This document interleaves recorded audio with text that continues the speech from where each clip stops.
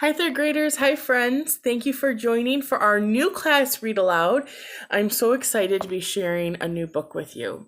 The new series that we're going to be reading from is titled Tommorow Girls, Behind the Gates. And if you end up enjoying this book, like I said, it is a series. There are already we'll be reading the first one. There are already 3 other books that are out in this series. This is a book that I really, really enjoy. I know I say that about every book that I choose to read to you guys, but this is a great one. So, as you know, I like to usually have our next books change up from, the character. Last time it was a boy. Now the main character will be a girl. Our last book that we shared was kind of more of a funny one. This one is kind of an adventure, a little bit mysterious, have to be detectives type of book. So I know you're really going to get into it. I just wish so much that we were in person sharing this book together, because there's points where we're going to be like, oh my gosh, it gets so exciting. So I'd like to start off by reading the back to you. The author of this book is Eva Gray, and here it is. In a terrifying new world, 4 girls must depend on one another if they want to survive. Disaster and destruction are all what 13-year-old Louisa has ever known. But now she and her best friend Maddie are among the lucky few being sent to a boarding school far from home. Finally, a taste of freedom. Country Manor School isn't perfect. The girls' roommates are tough to get along with, and the school is hard work. Still, Louisa loves CMS, the survival skills class, the fresh air. She doesn't even miss not having a TV or the internet or any contact with home. It's for their safety after all. Or is it? All right, so Tommorow Girls, Behind the Gates, Eva Gray. Chapter 1. Okay, this is it's not like we didn't know it was coming, but now that moment has finally arrived, I'm not sure I like it. Of course I'm excited, but I'm also really scared to be leaving home for such a long time. We don't even know how long it'll be. Out here in the sprawling underground parking lots of what was once a huge mall, a mass of girls and boys were milling around near our parents. We were all under 15 years old. Of course, after freshman year you go to work, usually for the war effort. We're waiting for further instructions to be announced over the speakers that are mounted on the walls. It's been almost 20 minutes since the last announcement telling us to wait to be directed to go to the correct bus. Shifting anxiously from foot to foot, I knit my shoulder-length blonde hair into a single braid to keep the heat off my neck. It's right now the 3rd week in August, and it is hot, hot, hot. I never understand why schools start when it's still the summer, and the heat makes it impossible to even think. "Where's Madeline?" Dad asked. Glancing around the lot, I found Maddie. She's my best friend in the whole world. She was sitting with her long, slender legs crossed on the concrete floor. I can tell how she's feeling just by looking at her. Right now, she's definitely freaking out. Maddie's back is against a cement support column, and her brown hair is pulled back into a headband and bundled up underneath a high, messy knot bun that she's known for having. Lots of girls started wearing their hair up like her, and they called it the Maddie bun, a frizzle bun. It made her look prim and wild all at the same time. Maddie's eyes were cutting in every direction. She was on hyper alert. "She's right there," I told Dad. My mom lets out a deep sigh as she coils her own blonde hair around her index finger. "When I was a little girl, this was such a beautiful mall," she remembers sadly. "It used to be crowded all the time with people. People actually had money to shop. These parking lots were all open air, not underground garages." Of course, that was back before, before the war. Before the war. Adults must use that phrase a zillion times a day. Before the war, you could breathe in the fresh air and drink the water. Before the war, you could buy a pair of jeans for less than $500. Placing her right hand on the back of my shoulder, Mom came up close to me. She's got something in her hand, but I can't see what it is because she had her fingers wrapped around it. "What is it, Mom?" I asked. She opened her hand and revealed a gold locket on a chain. It was delicately designed with etches into the surface. When she clicked open the locket with her nail, two little tiny photos were revealed, one of my dad and one of her. Below these pictures of me and my dad are photos of Grandma and Grandpa, Mom said. "Grandma gave me this locket when I was around your age, and now I'm giving it to you." Taking it from her palm, I turn it in my hand and admire its beauty and delicate workmanship. "I love it," I say honestly, but then I hesitated. "Well, maybe you should keep it until I come home," I suggest. "This is too nice, and I feel like I could lose it or break it." Mom took the locket from me and unclasped it. "Don't worry about that," she said, as she draped it across my collarbone and hooked it behind my neck. "I want you to have it now, because you're going away. And if you ever feel lonely, take it out and remember, you're not really alone. Dad and I will always be thinking of you. Grandma and Grandpa too. You can look at our pictures and know that we love you." I threw my arms around Mom, and for the first time, my happy excitement gives away too much that it was nearly overwhelming that I didn't want to leave. I'm going to miss Mom and Dad so much. Up until now, my going away hasn't really seemed entirely real. But now, it hit hard. In a very short while, I will be departing, leaving my parents for the first time ever. Mom held me tight. Her heart was beating fast. She takes short, sharp breaths before speaking. "I'm going to miss you so much, sweetie," she said in an emotional voice. "But I know you'll have a great time." "I'm going to miss you too," I say.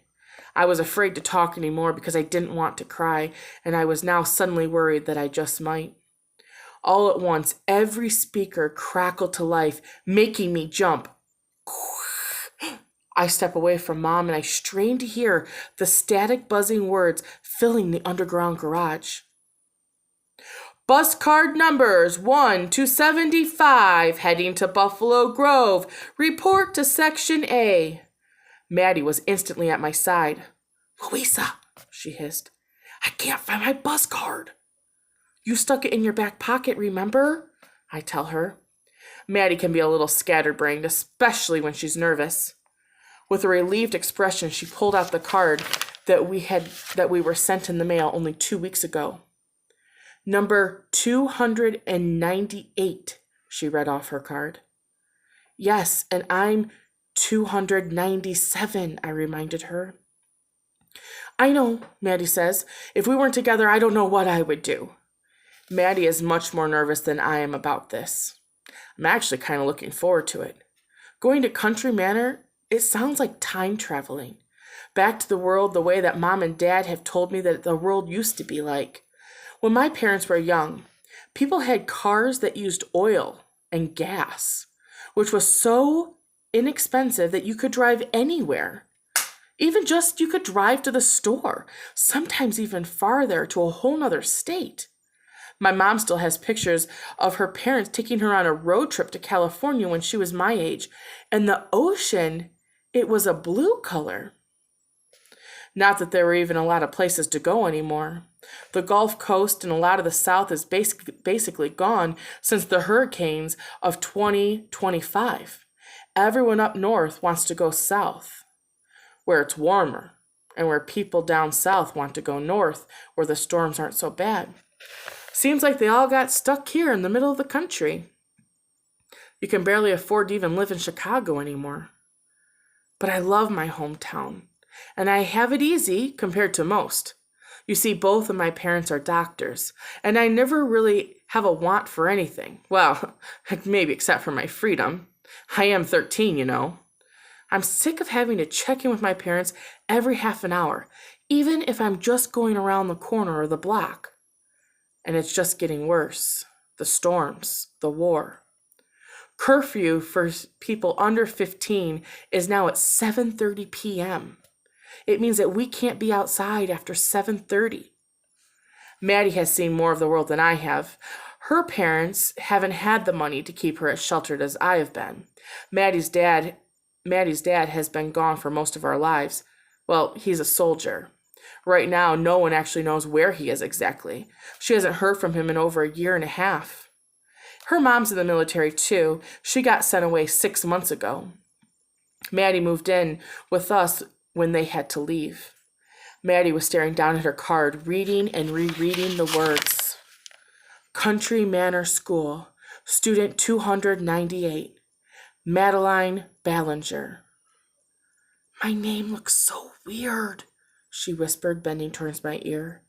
I know, I whispered back, but you have to try to get used to it, and don't forget your name. I won't. Maddie wrinkled the end of her card back and forth. I guess we're towards the end. It doesn't seem like there was much more than 300 kids left here. I wonder where we're all being sent. There are other schools in different places around the whole country here. All of us who are standing here waiting won't be going to the same location. I wonder how they decide who goes where. I kept my eyes on the girls heading in the bus to Bus A section. CMS was keeping the girls and boys in separate schools. No, boys, Maddie said with a sigh. But I do hear that the boys' school is right next to ours, I assured her. It's not going to be the same, she said. Still, it sounded like CMS was really kind of a cool place, with all the latest equipment and facilities. I've even heard that they have a huge indoor swimming pool. At my old school, I was on the swim team before they disbanded all the teams 2 years ago. I love swimming, but I haven't been in a pool in a long time. Using fresh water for something like the pool is obviously it's not an option anymore. I turn back and look at my parents, and as it hit me all over again about how much I'm going to miss them. As much as I wanted this new freedom, I'm not entirely sure I was ready for it. I wish we were going to Buffalo Grove, Maddie whispered, watching all the girls climb on the bus. At least that's close to Chicago. We could get home for the weekends and stuff. It doesn't actually mean that bus is going to Buffalo Grove, I pointed out. That's only what they're calling it. No one actually knows where any of the buses are going. Not even Mom and Dad get to know exactly where the school really is. It's for our own safety. Like everything these days, it's keeping us safe. Maddie nods and chews on her lower lip, and I squeeze her hand. Mom faces me and smooths the little hairs out on the top of my forehead. Remember everything we've gone over, she counseled. Her voice was barely a whisper. Madeline is your twin. And when were you both born? May 1st, I answered. And why don't you guys look alike? She prompted. Because we're fraternal twins, not identical. Mom, Dad, and Maddie and I have been over this a million times. It was our cover story. CMS is crazy expensive. You only get to go if your family can pay the tuition, like my family can. Mom makes a lot of money because she's a brain surgeon, and Dad earns even more. He's head of the whole surgery at the hospital. This leads me to another reason I'm excited about living away from home. Since my parents are so smart, they expect me to be a genius too. But I'm pretty sure, basically positive, that I'm no genius. Not by a long shot. All I really want to do is swim. In the olden days, I could have trained for the Olympics. But there's no longer Olympics anymore. The sensible thing would be for me to study medicine. It would be useful and would delight my parents. I should at least want to learn to want to be a doctor like them. But what I really want to be is free of all those expectations, if only for a little while. Maybe someday biology will make sense to me. But in the meantime, well, Country Manor is going to set me free from all of that. I look at Mom and sigh. We might not look alike, but we definitely have some resemblance. I mean, I wish I could be more like her. I'm just not. Maddie was still holding my hand. I can't believe how good your parents are being to me, she said, as my mom was turning talking to my dad. They love you, I said. They really do, which is why they figured out how to get Maddie her own ID bracelet as my twin sister. Mom and Dad had to switch Maddie's papers and the ID bracelet because Country Manor doesn't let you pay for other people's kids, even if it's your daughter's long-lost best friend. Getting Maddie's ID bracelet must have been the hardest part. You see, these bracelets are permanently and electronically linked to our wrist from the time we leave the hospital. All bracelets are updated and made larger when we turn 5 years old, and then again when we turn 12. Dad found this guy in a very scary part of the city who used some kind of handheld device to blur out Maddie's old information and change her last name to Ballinger on her bracelet. I think he charged a lot of money for this. So now we're sisters. Just like that, basically. Mom came back and wrapped Maddie in a hug. Try to relax. Everything will be just fine, she said softly. I promise I will get a word to your mom somehow. Shh, Dad cut her off softly. Better to not talk here about this, he said. Mom nods and she was rubbing Maddie's shoulders. We were waiting as the busload after busload pulled out of the exit. Finally, we heard numbers 225 to 300 heading to Bloomberg Woods. Report to the blue bus parking, section Y. Bloomberg Woods is nice and close, Mom remarked brightly. Maddie and I both exchanged a look. We know, and she knows, that that's not really where we're going. I suppose she's trying to keep it as cheery and normal as possible. Our suitcases had been sent ahead, and they were addressed only to Country Manor School Central Headquarters. P.O. Station 5611. No street, no city, no zip code, just P.O. Station 5611. Without suitcases to carry, all there was to do was walk on the bus. Mom's blue eyes were wet with tears. I'll miss you girls so much. And once you get there, call or email me instantly. We lined up, and a woman with short hair came out of the bus. She was tall, with broad shoulders, dressed in a crisp white camp-style shirt, khaki shorts, and white sneakers. She had a name tag on, Mrs. Brewster. Mrs. Brewster clearly means business. Have all cell phones and electronic devices ready to deposit in this bin before entering the bus. She barked at us like she was a drill sergeant. Maddie and I looked at each other with sharp alarm. I grabbed my cell phone from my pocket. They're not getting my cell phone, I declared firmly. What am I supposed to do on the bus ride? I'm sure it's just for your own safety, Dad said calmly. What a surprise. He's right, honey, Mom said. And you girls will be too busy talking and meeting new friends on the bus anyway. Maddie and I shared another look at one another, trying not to laugh. Like we're supposed to be playing get-to-know-you games or something. Like we were still in the first grade. We inched towards the front of the line. The smile on Maddie's face faded, and she looked at me with her eyes full of question. We're not little kids anymore. But what's going to happen now? I just shrugged. When we reached the bin, I tossed in my phone first, and then Maddie dropped hers in. Before we stepped foot up on the stairs of the bus, we both turned towards Mom and Dad. The four of us fell into one enormous group hug. When we straightened up, tears were running down Mom's face. The war will end, and when it does, you girls will come home, she said. And I can't tell if she was trying to reassure us or convince herself that it was true. This war has been going on for years. It doesn't seem like it will ever end.